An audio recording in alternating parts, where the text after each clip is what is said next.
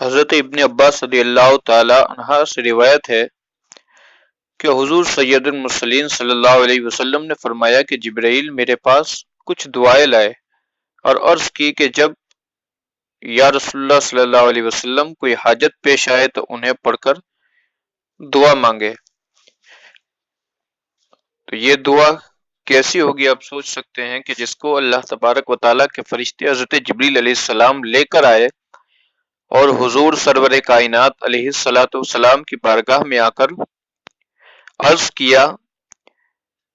کہ اس دعا کو پڑھے، اللہ تبارک و تعالیٰ آپ کی حاجات کو پوری فرما دے گا۔ دعا پڑھنے کا طریقہ کیا ہے، کس طرح پڑھا جائے، حضرت جبریل امین اس دعا کو لے کر کیوں آئے، اور یہ دعا بھیجنے والا کون ہے، یہ سب جاننے سے پہلے میں عامل محمد محبوب قادری تمام ویورز کا اس ویڈیو کے اندر خیر مقدم کرتا ہوں، اور یہ بھی گزارش کروں گا کہ آپ ہمارے چینل کو سبسکرائب کیجئے، بیل آئیکن کو دبائیں اور لائک کیجئے، شیئر کیجئے، کمنٹ کیجئے، جہاں تک ہو سکے گا کمنٹ کا جواب ضرور دینے کی کوشش کروں گا۔ تو یہ دعا کتنی بابرکت ہوگی، سب سے پہلے تو حضور علیہ الصلوۃ والسلام کی دعا ہے،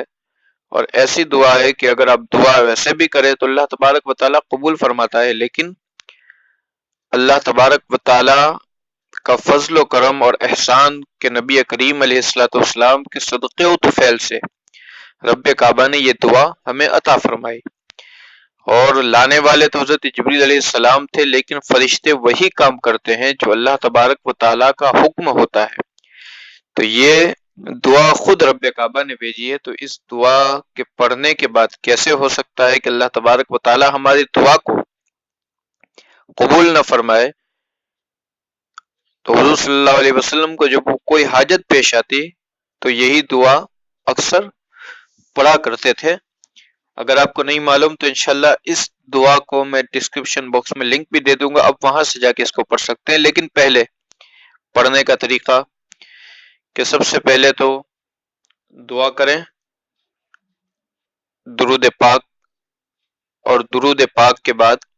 ایک مرتبہ الحمد شریف پڑھ لیں، اور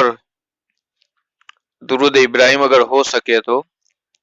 اگر آپ کو یاد ہو، ورنہ آپ کہیں سے بھی دیکھ سکتے ہیں، 3 مرتبہ درود ابراہیم پڑھ لیں، اور اس کے بعد اس دعا کو پڑھیں،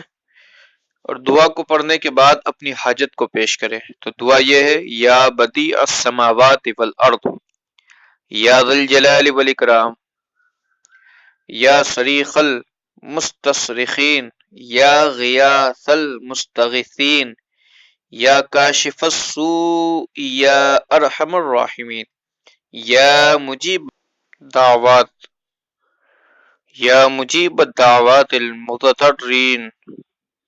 یا الہ العالمین بک انزل حاجتی وانت اعلم بها فقضها۔ اس دعا کو 3 مرتبہ پڑھے اور اس کے بعد اپنی حاجت کو پیش کریں، تو انشاءاللہ تبارک و تعالی سے یہ قوی امید ہے کہ اللہ تبارک و تعالی ہماری حاجتوں کو نبی کریم علیہ الصلوۃ والسلام کے توسل سے پوری فرمائے گا۔ دعا کرنے میں تمام مسلمانوں کا خیال رکھیں، اپنے ماں باپ کے لیے دعا کریں، اپنے استاذ کے لیے، اپنے پیر و مرشد کے لیے، اور اس گنہگار کے لیے بھی آپ دعا کریں۔ اللہ تبارک و تعالی ہماری دعاؤں کو اپنی بارگاہ میں قبول فرمائے۔ السلام۔